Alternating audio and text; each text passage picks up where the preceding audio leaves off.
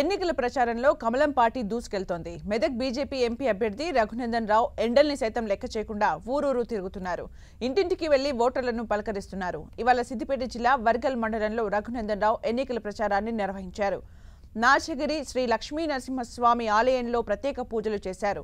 అనంతరం గ్రామంలోని ఉపాధి హామీ కూలీలను రఘునందన్ రావు కలిసి ముచ్చటించారు. వారి సమస్యలు అడిగి తెలుసుకున్నారు.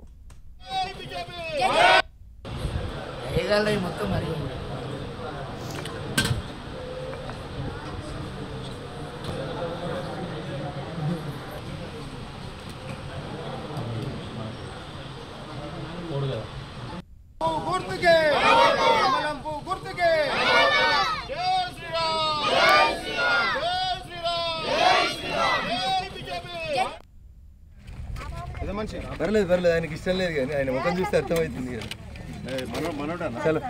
ఉపాధి హామీ ఈ దాబా పువ్వుకి ఎయిరు జర మర్చిపోకరు అమ్మా ఇంకా పువ్వు గుర్తు కొట్టేయాలి. ఎన్నింటికి వచ్చిర్రు? 9:30 10 దాకా వేస్తారు. దేనికి వెళ్తావు బాబా? దేనికి వెళ్తావు? నవ్వుతావేంది? ఈ దాబా ఉంచుకొని పువ్వుకి ఎయిరు మర్చిపోకరు. అందరికి ఉచిత బియ్యం ఇస్తున్నాం.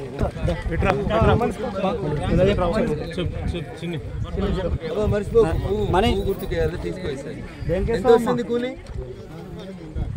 150 అక్కడ నుండి పువ్వు గుర్తు బతికేయాలి.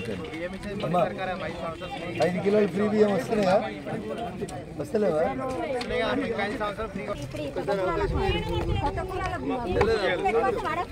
లేపు అవ్వ పరాయి ఇస్తలేరా? ఒక నిమిషం.